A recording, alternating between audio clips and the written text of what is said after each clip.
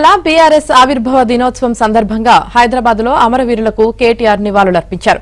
Gun park, tank bund దగ్గర professor Jayashankar, కొండా లక్ష్మణ్ బాపూజీ విగ్రహాలకు నివాళులర్పించారు. తర్వాత బీఆర్ఎస్ శ్రేణులతో కలిసి కేటీఆర్ ఎల్కతుర్తి బయలుదేరారు.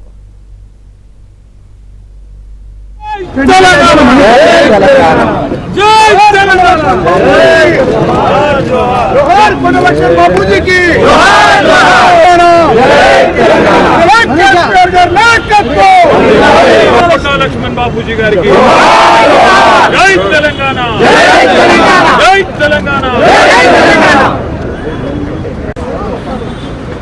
ఆనాడైనా ఈనాడైనా ఉద్యమ పార్టీగా రాష్ట్రాన్ని సాధించి అధికార పార్టీగా ఉజ్వల తెలంగాణను ఆవిష్కరించి ఇవాళ ప్రతిపక్ష పార్టీగా ప్రజల పక్షాన గట్టిగా నిలబడి పోరాడుతున్నది అంటే ఆనాడు ఇట్లాంటి పెద్దలు అందించిన ప్రజాస్వామిక స్ఫూర్తి, పెద్దలు కేసీఆర్ గారి నాయకత్వ పటిమ అనేది చెప్పక తప్పదు.